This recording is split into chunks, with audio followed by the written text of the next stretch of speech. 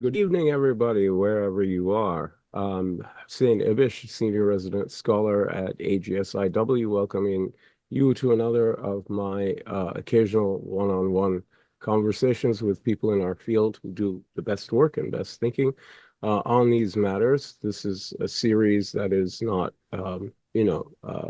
bound by any particular regularity, but I do it when it seems appropriate. So really glad to have everybody with us now. So today we're going to be talking about Lebanon, which is, kind of been simmering on the back burner of the front burner, so to speak, for months now, since October 7th.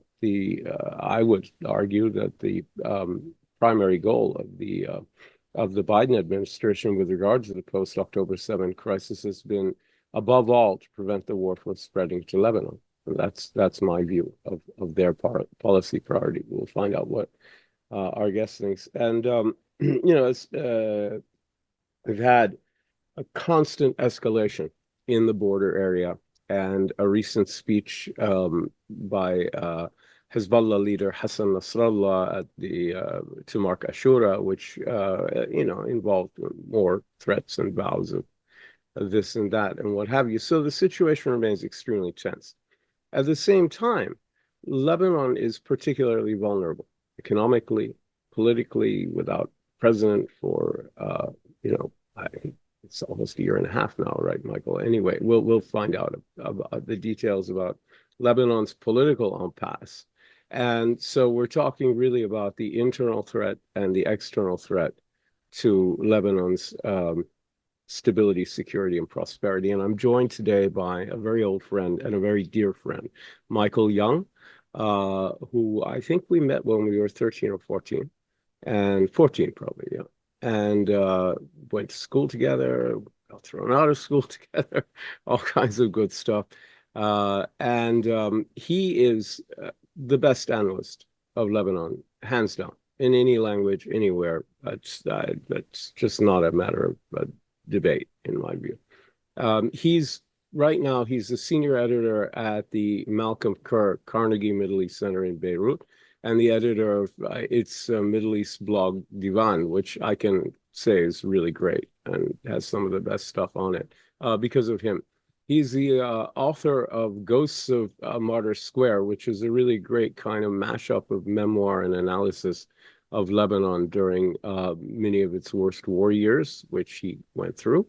And he's also a biweekly columnist for the National, which I'm a weekly columnist. So we do share that in common.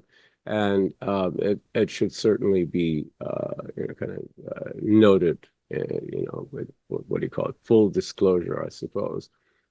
He's a graduate of AUB and Johns Hopkins School of Advanced International Studies here in DC. And we welcome you, Michael. You are great. So thank you so much for agreeing to talk to me on short notice. And this is, urgently needed conversation. So I really appreciate it. Thank you, Hussein. Thank you for having me.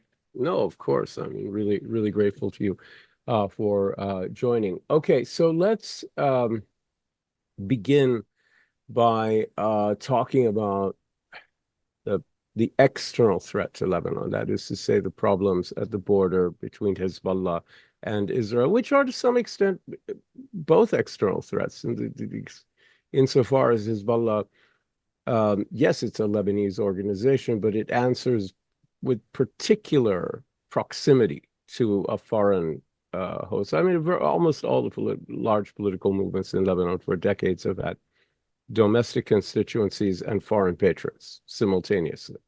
But Hezbollah's attachment to its foreign patron is unusually close, I would argue. And so, this internal, external threat, I mean, let's just begin with the most recent news. I mean, what did you make? Because I think our viewers know the basic outlines of what's going on.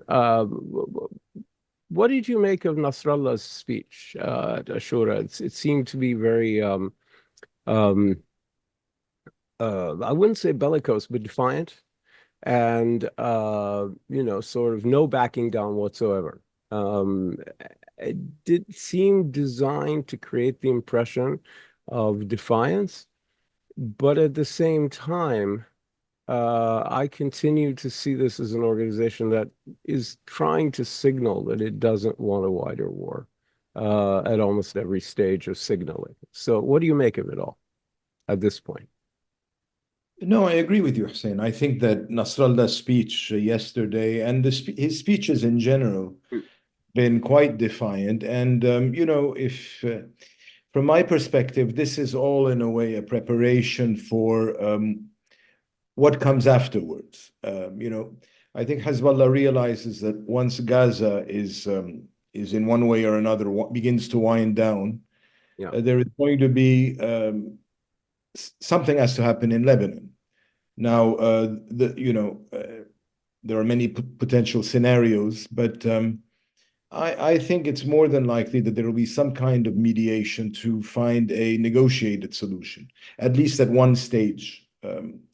And therefore, both sides, both the Israelis and Hezbollah, want to signal at this point that they're in perfectly good condition to carry on if the other side doesn't accept their conditions. In other words, they're both playing a game The chicken, yeah. of chicken, Yeah. exactly. So here's a quick question, just to clarify. You're saying that such a potential agreement would require the war in Gaza to wind down further or resolve itself more than it has already? Is that what I understood? Well, yes, I mean, I think Hezbollah has already linked an ending of the fighting, at least of its part of the fighting in southern Lebanon, with a ceasefire in Gaza. Yeah. And as And long as there is, yeah, I beg your sorry. pardon?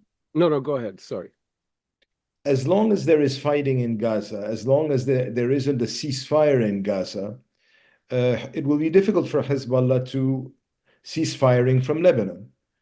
And at the same time, the Israelis don't want to declare a ceasefire in Gaza because, of course, Netanyahu is playing his game of political survival. Mm. And a ceasefire today would be essentially a sign that, the Israelis have not liquidated Hamas, and Hamas still remains Mhm. a force on the ground. Yes. So, so Netanyahu doesn't want to agree to a ceasefire. And as long as there isn't a formal ceasefire in Gaza, then Hezbollah has to continue to fire from Lebanon. This is how they see Let's drill down on it for a second. Did they have to do that for political reasons, for their own, to maintain their role in the axis of resistance, so-called, right? Yeah, I think it's important to understand that what happened in October was prior to that, in the months prior to that, Hezbollah, but also, Hezbollah's leadership, but also to a certain extent, obviously, the Iranians and Hamas had Mm. already begun coordinating between themselves more. They had even supposedly put together a joint operations room in Lebanon Yeah. under the rubric of what they called the unity of the arenas. Yes, that's And what Nasrallah's this, phrase. Yeah. yeah, I mean, this phrase, the unity of the arenas, effectively meant that, if one of the members of the axis of resistance was caught in a conflict with Israel or I suppose beyond that, the United States, then the others would participate in the battle. In other words, Israel had to take into consideration that it was no longer dealing Yeah. just with Hamas and just with Hezbollah, but with a united group of organizations, essentially all of them close to Iran. Yeah, it's Article And 5 for the axis of resistance. Yeah. I bet, yeah, well, I mean, Article 5. Yeah. An well, the attack thing on one is an is, attack on all kind of thing. But it yeah, was phony, right? but no, I don't think it was phony. I think that Okay. on the contrary, I think Right. that everything that Hezbollah has done since October has been to underline that it Yeah. is not phony. Okay, fair enough. But in other words, because there is a conflict in Gaza, therefore Hezbollah is willing to intervene and on behalf of its ally, Hamas.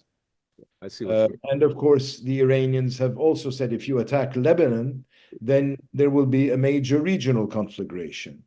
of course, the Houthis have also participated, and even the Iraqis have participated in this. I mean, not in a very effective way, but on several occasions, the Iraqis have said that they fired at Israel.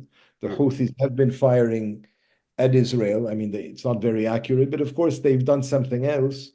It's they've made it more difficult to go through the Bab el-Mandab Yeah.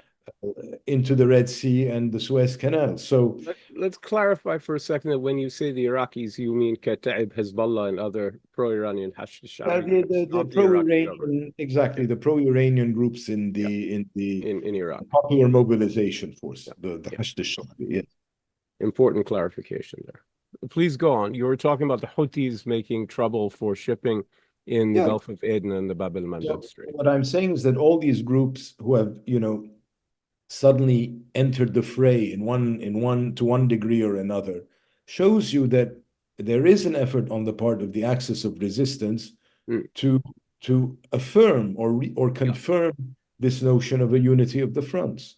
Yes, but in each case, I would argue there's been care not to get the Axis itself, let alone Iran and the epicenter, involved in a war over a place that is Gaza, which is at best very limited strategic and historical and religious importance to such people, especially to the Iranians, and an unreliable, to come to the defense of an unreliable ally, which is Hamas, which doesn't fit very well into this otherwise non-Sunni bloc.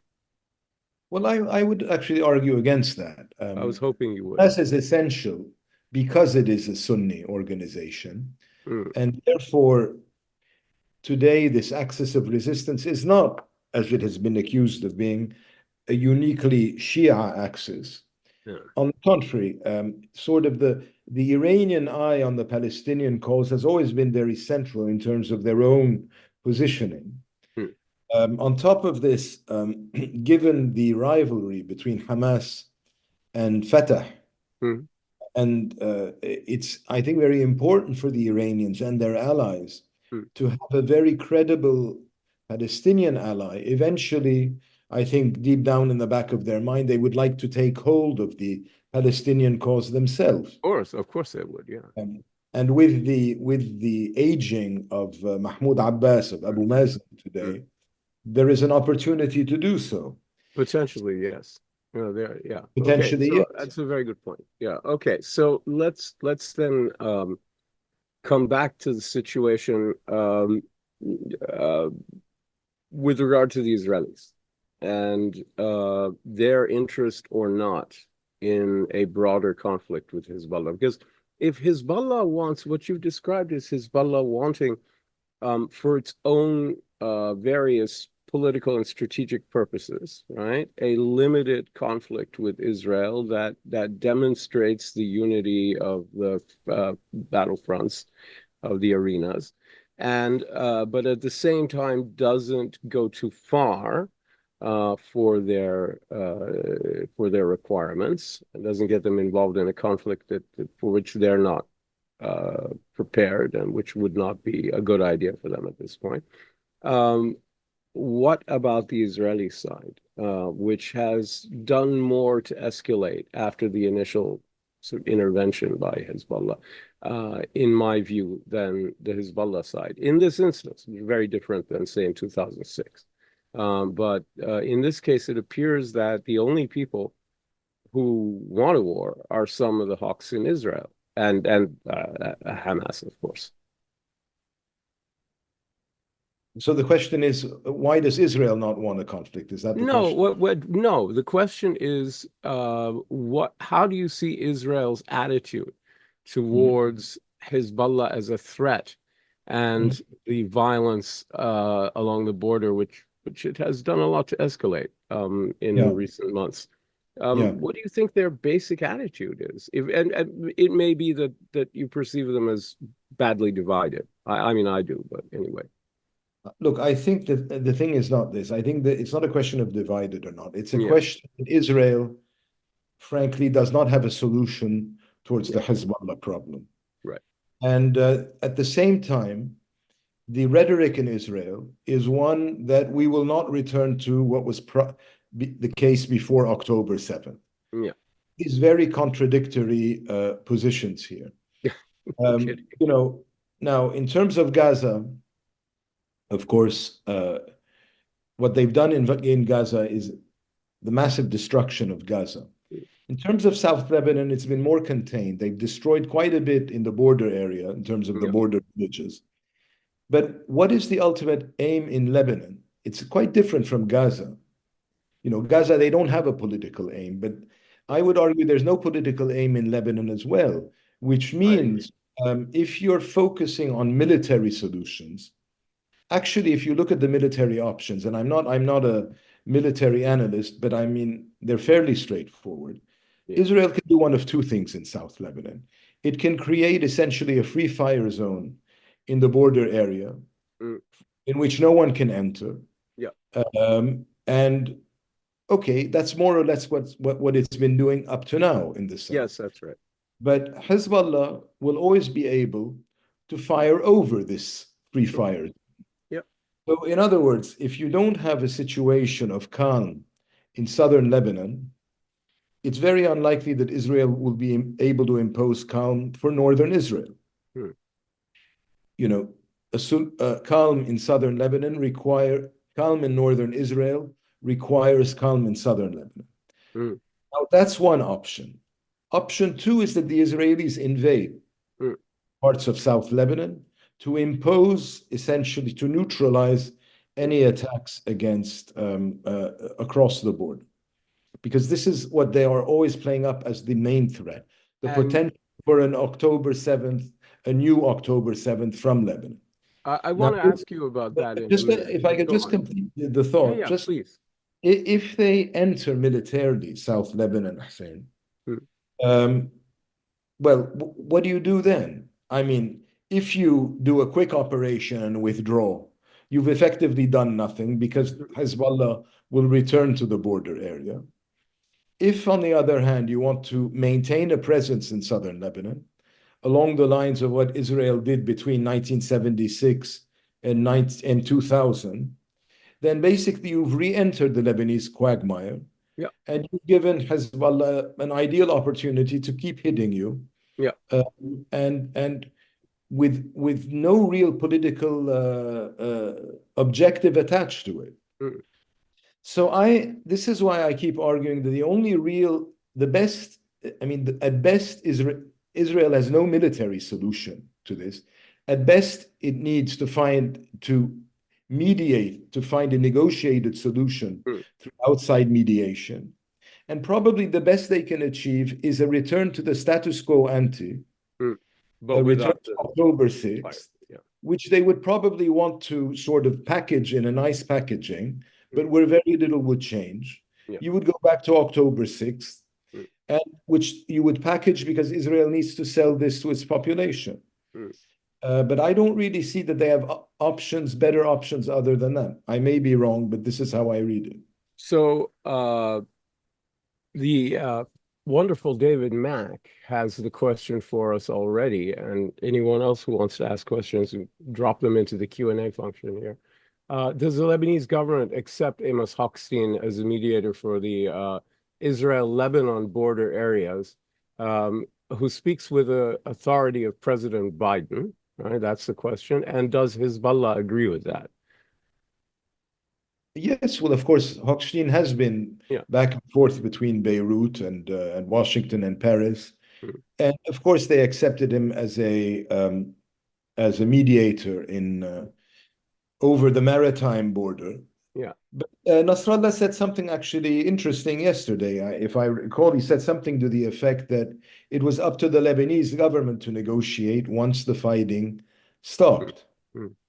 So the point being is that it's not Hezbollah that will deal directly with Hochstein. It's the government, of course, and Hezbollah's very close ally, Nabih Berri, the Speaker of Parliament, who has met on multiple occasions with Hochstein. So definitely,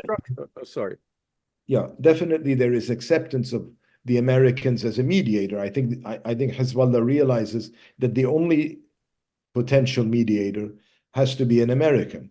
Yeah. So this structure with Hochstein in particular, talking with Birri, talking with the Lebanese government, who talked with Hezbollah, and then on the other axis of the triangle, talking with the Israelis, was how the de facto maritime border agreement was reached, and it was specifically by this set of actors as well.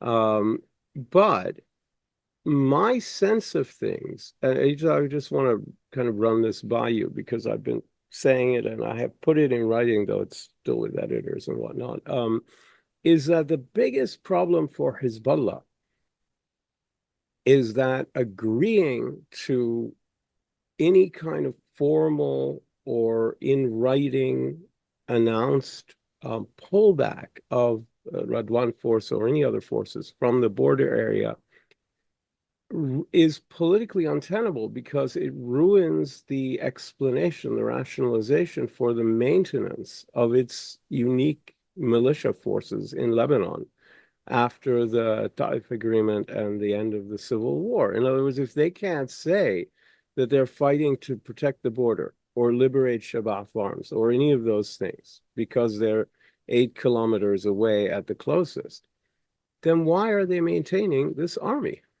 And it's just an impossible thing for them to accept, in writing. I mean, they could maybe move people around, but what do you make of that conundrum? And isn't that a sort of the heart of their inability to come to terms? No, I don't think so. Look, I think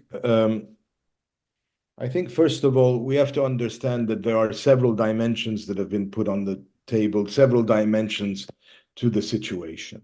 Mm. There is, on the one hand, a demand that Hezbollah pull back from the border. Mm. And the problem here is that, Resolution 1701 Mm. specifically mentions a withdrawal to the Litani. Yeah. So anything less than that can be played up as a success. But at the same time, I mean, there are also conditions that the Israelis have to fulfill, and which means an end to, flying over Lebanon.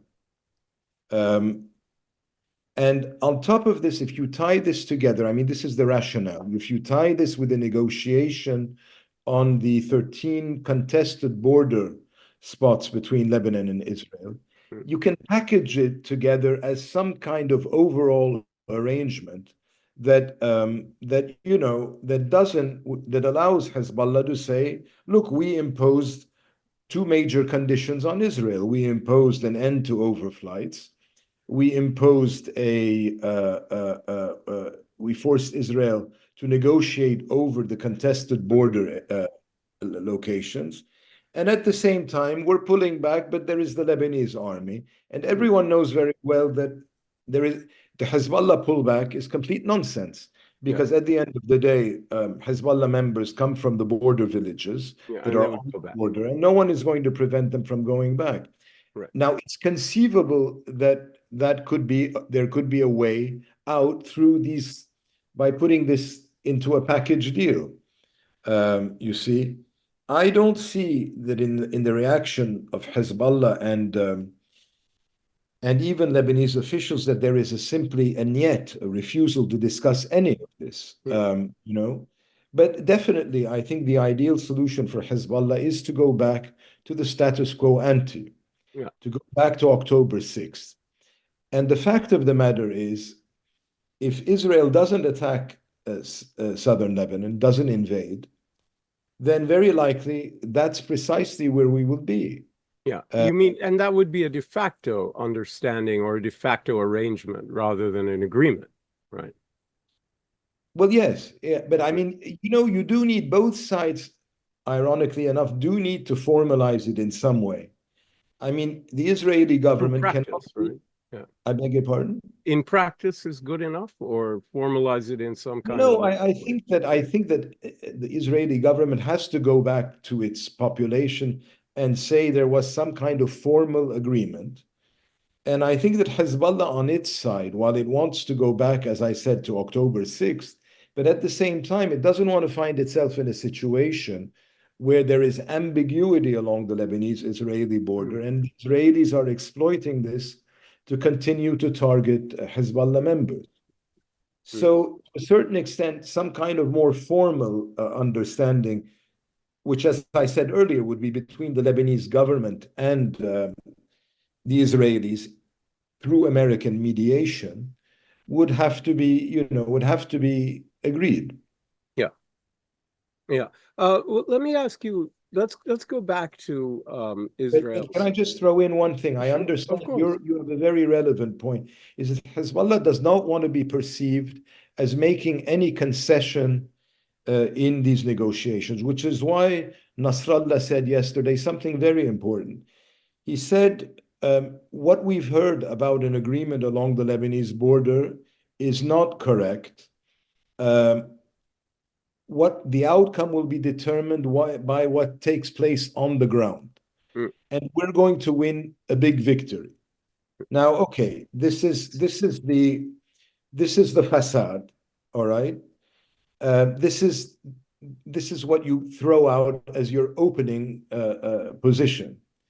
But I think Hezbollah has been pragmatic and will be willing to bend where it feels it can bend without paying a political cost for this, yeah. and which will fundamentally change its access to the border.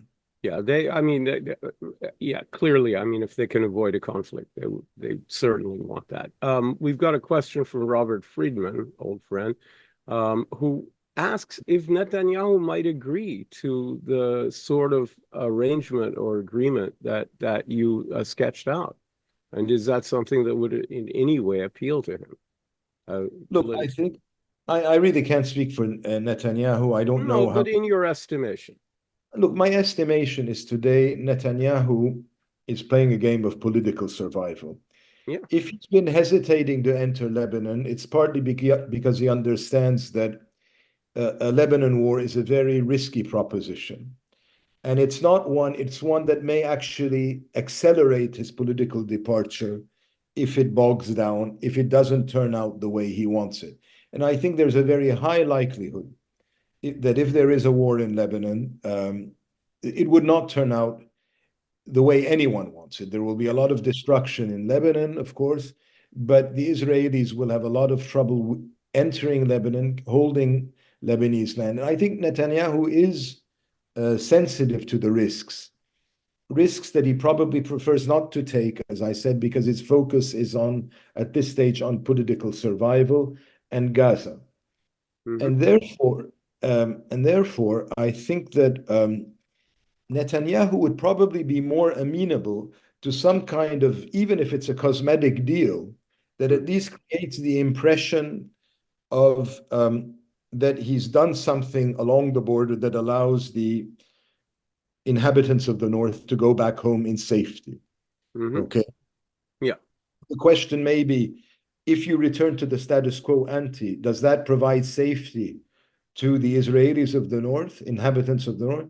Well, the question is, are we actually suggesting that the safety of the Israelis in the north relies on Israel controlling uh, territory inside Lebanon? If that's the case, then the inhabitants of the north will never in safety because Hezbollah will continue to hit them across the border. Yeah. We have to accept that since 2006, the border has been relatively quiet, and the inhabitants of the north have not been attacked. So the And Israeli line on this, if I'm sorry to interrupt you, but it I really don't is know. something I've been meaning to ask. So perfect. The Yeah. Israeli line is that, first of all, October 7th has changed the whole way they look at everything. And because their emotional landscape has changed, therefore everyone else has to adjust to that. And number two, they claim, less sort of preposterously than that they have solid intelligence and a long history of this that indicates that that October 7 was an instantiation of a plan meant more for Hezbollah and Radwan forces to do this in northern Israel, and that Hamas seized on the idea and jumped the gun and went off half-cocked, and that it's really a Hezbollah plan. for which I can't see any evidence at all, but they claim they have it and it's all secret. What do you make of those ideas? I mean, I really can't comment. Try. Well, no, but I mean, I haven't really seen preparations in South Lebanon for an attack against Israel. I know that there has been tunneling in the last decade. There have been threats. Hezbollah has improved its weapons arsenal. Of course, all that is clear. But we have to understand that the unity of the arena strategy was always portrayed as a defensive strategy rather than as an offensive Mm, strategy. mm, Now, it's conceivable to me that what happened on October 7th was that Yahya Sinwar, yeah, because of the unity of the arena strategy, saw this as an opportunity to exploit this strategy and really impose his will on Hamas internally. yeah, And this is my gut feeling. It's that this mm, was actually, of course, all the axis of resistance forces perhaps understood that this was possible, but I still read it much more as a move, a power play by Sinwar and Muhammad Deif in the context, as I said, of the axis of yeah, resistance, sure. sorry, of the unity of the arena strategy. Mm, In a way, and this is precisely what we've seen. We've seen the marginalization of the Hamas leadership in exile. yeah, The man calling the shots is now basically Sinwar, yeah. and it seems Muhammad Deif. Yeah, the external leaders have become the diplomats of Hamas, and it's been the And what case they've for become quite a is while. postmen. Effectively, Yeah, they've become you can. Yeah, postmen, yeah, and not you can say that. apparently not more than postmen. Yeah, that makes sense. Maybe TV spokespersons, that too. Um, anyway, So in right. that context, that's why I want to just add, in that context, this is why I'm a little bit skeptical about the notion that Hezbollah was planning a major offensive and that actually Sinwar jumped the gun. I don't know, but I haven't really seen evidence of this. Yeah, exactly. It's a completely evidence-free claim, but I mean that doesn't mean it's not true. It just means we would have to take the word of people who have who don't deserve it. So, frankly, so we've got a kind of a parallel question from Barbara Slavin, who wants to know whether you think, and I mean, how would you know this, but in your estimation, how much does Nasrallah have to, she uses the phrase, to clear his big decisions with Iran or merely inform them? Who's really calling the shots in Lebanon, literally, she wants to know. Fair question. I'm not sure anybody really fully knows, but, what's your sense of that? Look, I think there is maybe too much of a tendency to assume that Hezbollah takes orders. I don't. Nothing in the last 2 decades really suggests that it's just the party that takes orders. I think, on the contrary, when it comes to the domestic Lebanese agenda, Hezbollah sets it, not the Iranians. Sure. When it comes to Israel, I think there is a lot of coordination between the Iranians and Hezbollah.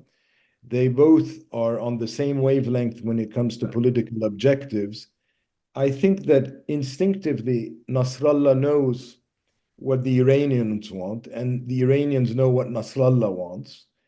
Both sides know very clearly and instinctively the limits that they can push on. So, I think it's the notion of who's calling the shots, I think is a little bit not quite an accurate notion. I mean, I think that they probably came to an agreement on what the unity of the arena strategy involved. For Um, them, yeah. for It's a little them, bit what different, a little bit different of an understanding than Hamas's one, but yes, I don't know. I don't know. I think so. Oh, I I have think I think Hamas was clearly disappointed with the response. They said so.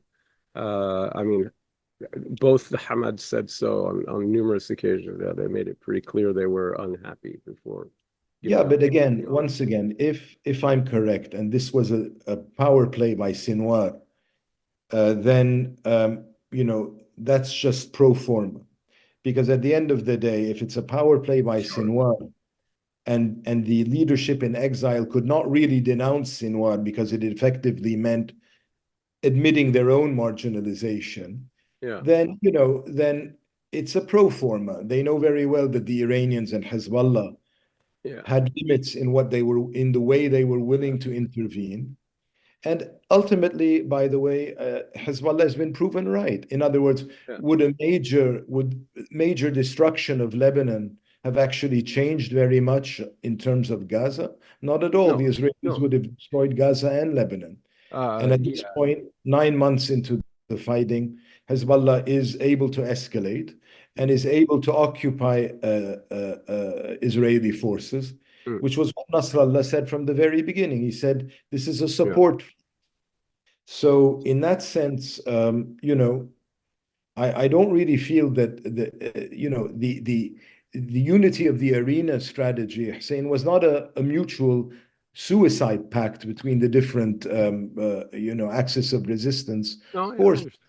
It Yeah. was essentially an idea of mutual support in the event one of them gets attacked, and that's precisely what we've had in the last 9 months with Hamas and the other axis of resistance groups. Yeah, I mean, fair enough. Look, I think yeah. Uh, we see things slightly differently, but that's good. Um, Now, let me ask you this, because I'd like to transition into Lebanese domestic affairs. But the final thought on this is, where do you expect this to go? Because there are sort of, I mean, three obvious kinds of scenarios. One is the violence continuing until some kind of resolution in Gaza, and then it sort of goes away in one way or another. Another scenario is a quick and dirty Israeli attack to just to bloody and push back Hezbollah, but it won't achieve much, and it'll be over quickly, and really would not change, much of anything, as you were saying.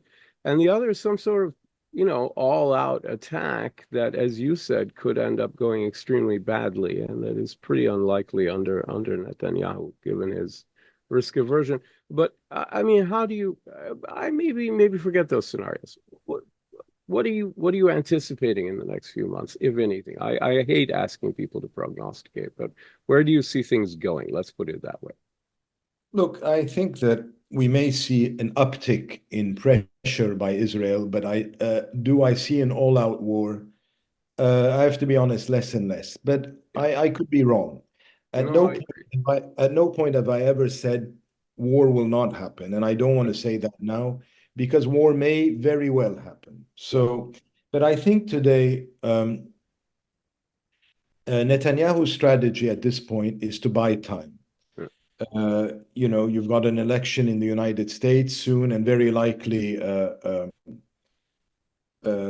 Trump may come out victorious. And in that case, It looks good for him. Yeah. Netanyahu believes that his margin of maneuver, although, I mean, frankly, the Biden administration has given him an enormous margin to commit terrible crimes in Gaza.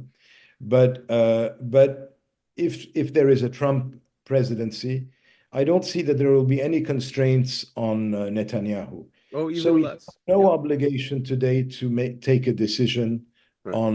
on Lebanon. Mm. This can go on for the moment. It can Mhm. go on and on. And apparently, he's already indicated to the inhabitants of the north that the school year will not begin in September in the north. Oh, So at after this, having vowed up and down that under no circumstances would they allow that not to happen. Yeah. yeah, but I mean, look, Yeah. let's face it, the Israeli army has been fighting for the last 9 months. Yeah. There are reports that they are having some um, shortages in terms of ammunition, in terms of tanks, Yeah. and so on. The troops are tired. I mean, uh, does this rule out anything? Not necessarily. Let's not go too far. But the point is, I'm seeing that the momentum Yeah. towards a war is less today than it was maybe 3 weeks ago. So I totally agree with that. One other thing is that, as I keep mentioning to various Israeli interlocutors, if you tell me Netanyahu needs war to stay in power, to stay out of prison, I would say he's got all the war he needs in Gaza. Doesn't really But need the any thing is, the additional thing is, war. let's be a little bit. Let me push a bit further than that. Sure. If Netanyahu, we're all assuming that Netanyahu is the most unpopular leader in Israel, I don't assume that. except if you look for all the others. No, I don't. Yeah. In other I words, never bought, I never for a minute bought into the idea that he was finished, that he was gone, that just seemed ridiculous to me. yeah, and the thing is, for me, today, there doesn't seem to be any obvious alternative to Yeah. Netanyahu in terms of so. This situation is one that really is ideal for him in terms of managing. Yeah. There is no real pressure on him to leave. Why should he escalate into a major war that may go regional, Yeah. that is going to draw in the Americans? And in that case, it's going to be problematic because the Americans don't want a new Middle Eastern war. Right. And that holds as much for Biden as for Trump. Yes. Even if Trump wins, More. he does not want a new Middle Eastern war. No. I think the best option today is for the Israelis, as they may see it, as Netanyahu may see it, is buy time, Hmm. try to do what you can in Gaza, and then your options will still be on the table. But you will have you will the American environment will have changed by then, and so you're in a position eventually to do something in Lebanon or Hmm. else. But I don't see that there is any urgency on their part to take a decision. If you Yeah. notice that it's always them who are making the statements of urgency, Hmm. only then to wind back when nothing happens. Hmm. So a lot of this sense of urgency is rhetorical more than it is, you know, pressure Yeah. on the ground. Yeah. If he's able to sustain the pressure, and I'll end here, the Hmm. pressure from the families of the hostages, he can certainly maintain or resist the pressure of the inhabitants of the north. No, no, for sure. And he does seem to be quite disinterested in the opinions of the Saying families of if the there if hostages. if there is a war in the north, Hmm. an invasion of Lebanon, the inhabitants of the north will not go back probably for years. Yeah. Not, it won't be a question of months, it'll be a question of years because a lot of the towns in northern Israel will be destroyed. Yeah. So we have to bear this in mind. Yeah. No, I mean, right. So the whole thing has had um, pretext written all over it from day one, in my view. However, let's move on. We've got a question from an anonymous viewer and this starts to take us into the Lebanese domestic politics, which I did want to get to. Um, Asking you, what do you think of Jaja saying that Hezbollah has only harmed Lebanon without making a dent in Israel's offensive in Gaza? What do you make of that kind of dig, that sort of critique? How do you evaluate it in terms of the Lebanese political scene? Yeah, I mean, it's Yeah, it's Jaja is expressing a view that others have said in Lebanon. But yeah, let's face it, today in Lebanon, Jaja may have the biggest bloc in parliament. yeah, But let's face it, the Christian factor in Lebanon is less important today than the Sunni Shia yeah, relationship. yeah. And today, by and large, the Sunni community Hmm, has remained relatively quiet on the issue of or if anything, it's tended to side with the Palestinians. yeah, In other words, they have not attacked Hezbollah on the issue because Hezbollah opened a front in South Lebanon. The attacks have mainly come from two places, from Jaja, from Sami Jmail. hmm, The Aunists have been sort of more ambiguous. yeah. So, on the one hand, critical, but also at the same time, Gibran Bassil has been more flexible with Yeah, respect to Hezbollah on the presidency issue. yeah, So you don't really see any Christian unity. So yeah, the impact of Jaja's statements are, to my mind, limited. Although I think he raises a very good point. Under no circumstances should an armed militia take a state into a war. But unfortunately, there is no such thing, or there is very little of what remains of a Lebanese state today, I'm afraid. Yeah, and I believe it was you who argued recently that this drift of the Lebanese Sunnis towards a tighter understanding with Lebanese Shia indicates the kind of atrophying of the kind of central alliance that built the state in the first place. Was that your argument, or was that? Well, I Maybe mean, it was Nadim. It might have been think it Nadim. was Nadim Shadi, maybe, It I'm not might sure. have been Nadim. Yeah, I guess it was Nadim. Okay. But Anyway, there is I something. it resonated with me. I don't. It doesn't sound like you particularly. I just thought, No, okay. I'm saying I tend to agree with that view. Yeah. Okay. So we all three buy it. Yeah. It's that Okay. the Christians are no longer as important in Lebanon as the Sunni Shia alliance. Yes. Right. Which is, yeah, not I mean, necessarily a great it's thing. as simple as that. Yeah. All right. So what about the presidency? Talk about the presidency. How long has it been? Is it a year and a half? More? I lost count. About a year and a half. Yeah. About a year and a half. Yeah, without a president and Yeah. limping along. Where does all that stand? I think it's a good statement on the importance of the presidency. It's that Yeah. Well, Lebanon yeah. can function without a president. Right. And it's unfortunately also a statement on the marginalization of the Maronite community, which I say unfortunate because, you know, whenever any of the communities in Lebanon are marginalized, Yeah. essentially you have a breakdown of this sort of uneasy equilibrium that takes Yeah. place. And I think that's exactly right. Yeah. and so it's a statement on the weakness of the Maronites. On top of this, a further statement on their weakness is that Hezbollah wants to name the next president. Right. So effectively, you're taking the leading Maronite post and saying that it's now up to the most powerful Shia party to decide who is the Maronite president. Right. And this is problematic for many in the Maronite community, even for their sometimes ally Gibran Bassil. And what I'm seeing is essentially that the social or the sectarian social contract that has governed Lebanon after the civil war, the Yes. Ta'if constitution, Post itself 1990. Yeah. beginning to disintegrate. Yeah. And Christians today, by and large, feel increasingly marginalized in the state. Yep.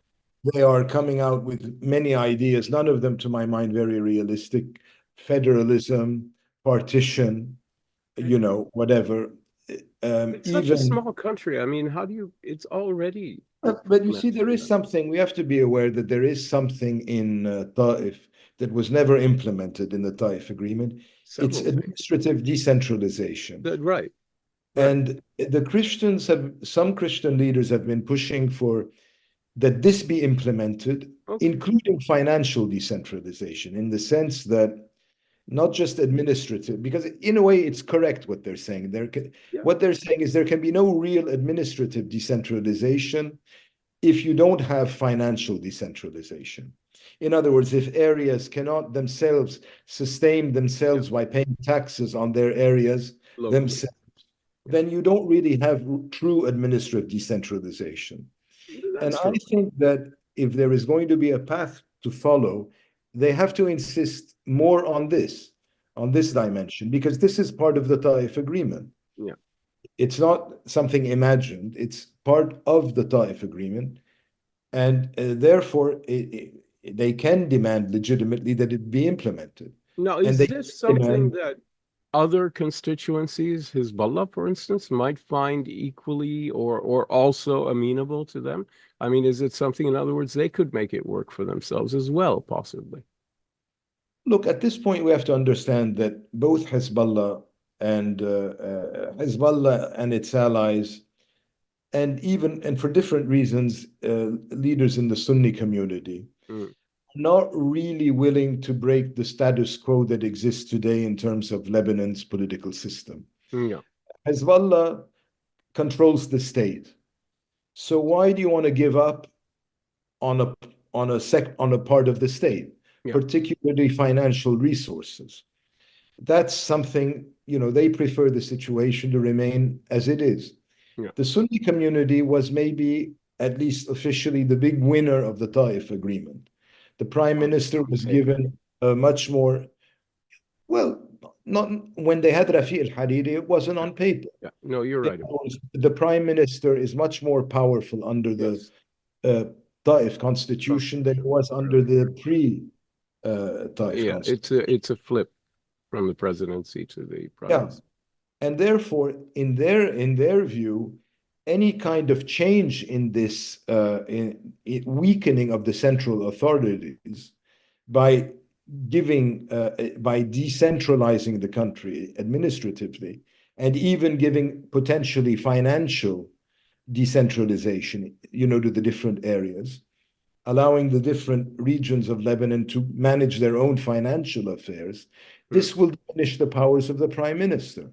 So Yeah. both the Sunnis and the Shia communities are not very enthusiastic Okay. with implementing this dimension of Taif.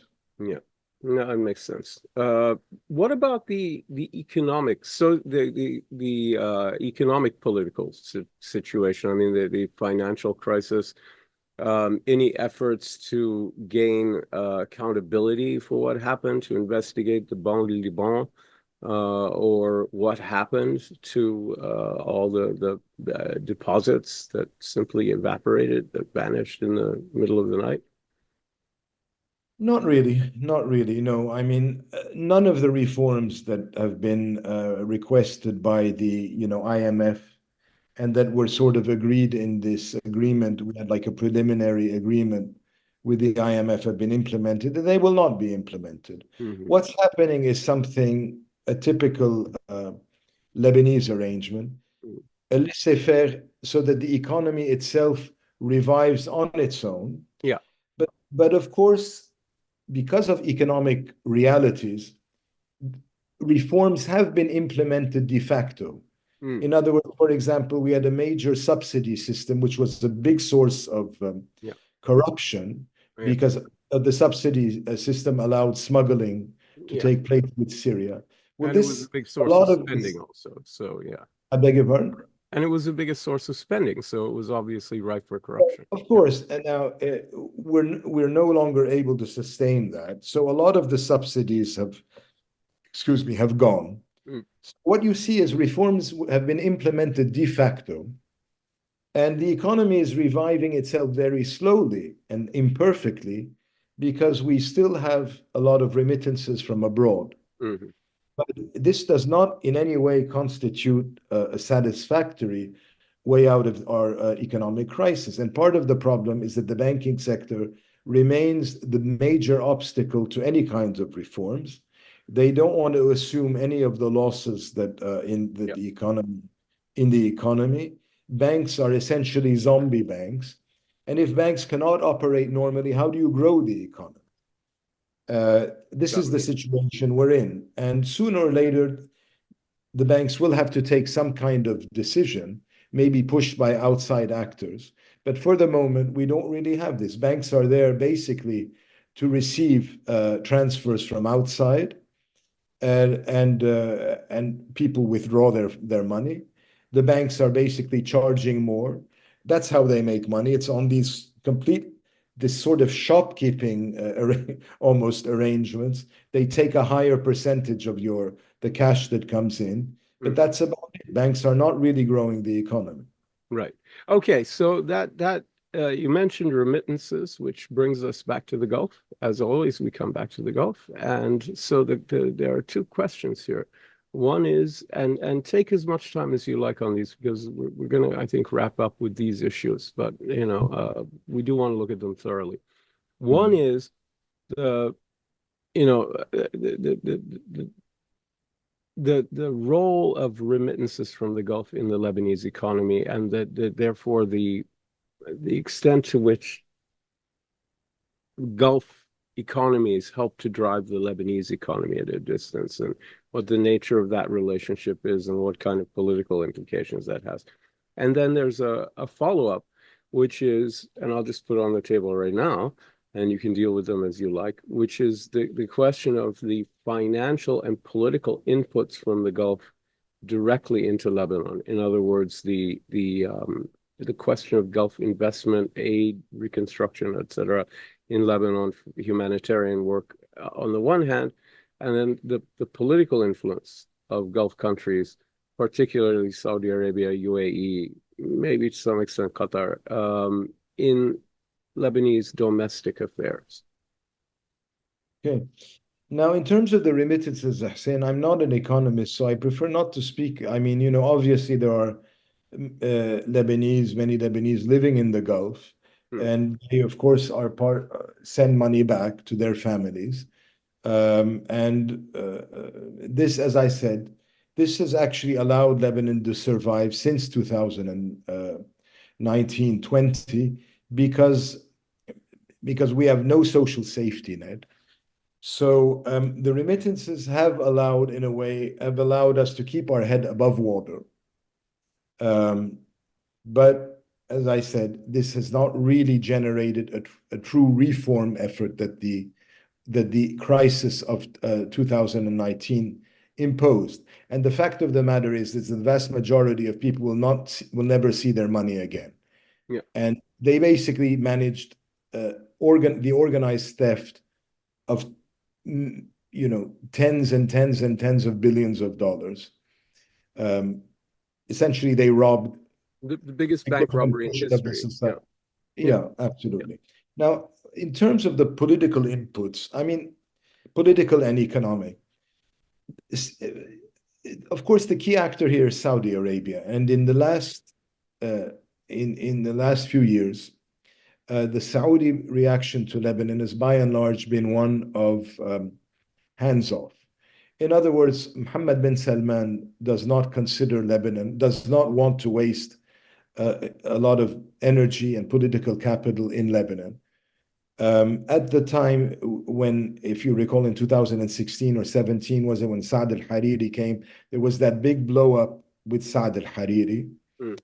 And they found a resolution at the time. He had resigned in Riyadh, evidently under compulsion.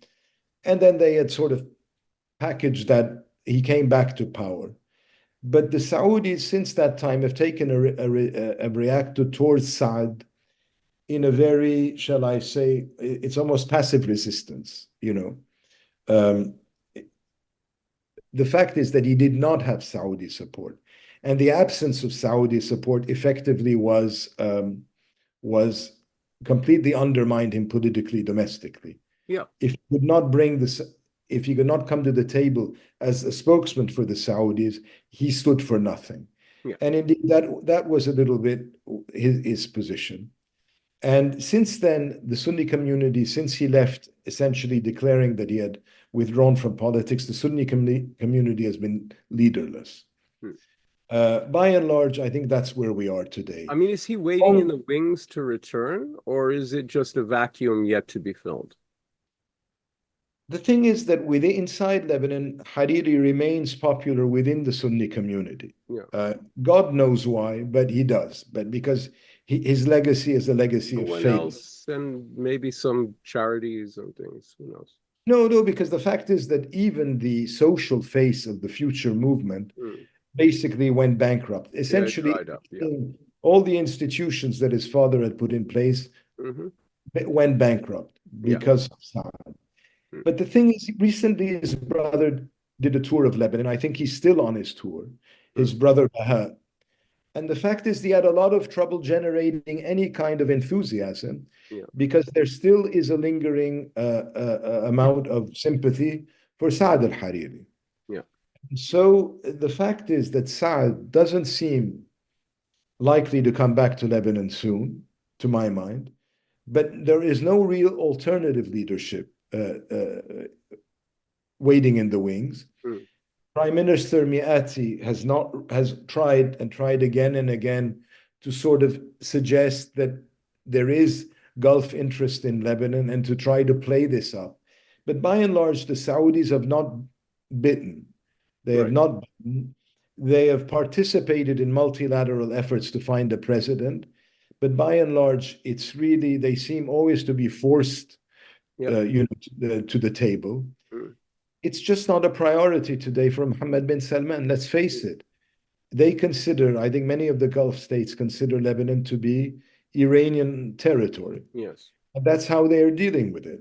Yes. And so this is having an impact on a number of things in terms of Gulf investment in Lebanon, Gulf tourists to Lebanon. We're just not seeing a lot of enthusiasm by people from the Gulf to come to Lebanon. They do Does come, this but not become a the sort of numbers. a self-fulfilling prophecy, therefore? I mean, do they, because they Yes, act on that assumption, do they therefore make it yes, all the yes, more true? absolutely. Yes, I think so. Okay. All right. So, what about the presidency that's being blocked? I mean, you're just saying it's irrelevant, but I mean, Lebanon does need a No, president, does it I'm not? not saying it's irrelevant. I'm Right. saying it's a sign of Yeah. the importance of the presidency that it's Right. no, the presidency is important because as I said earlier, if one of the communities the religious communities feels marginalized or Mm. alienated, it creates an imbalance throughout the Yes. sectarian system in Lebanese society. No, no. The Uh, delicate balance is essential. Yeah, no doubt. I, I So, think I I think to answer your question, I think today that the presidency will not be decided until there is some kind of calm in South Lebanon. mm, And then we have to find out some mechanism because that Hezbollah cannot impose a president. It doesn't have the numbers in parliament. no.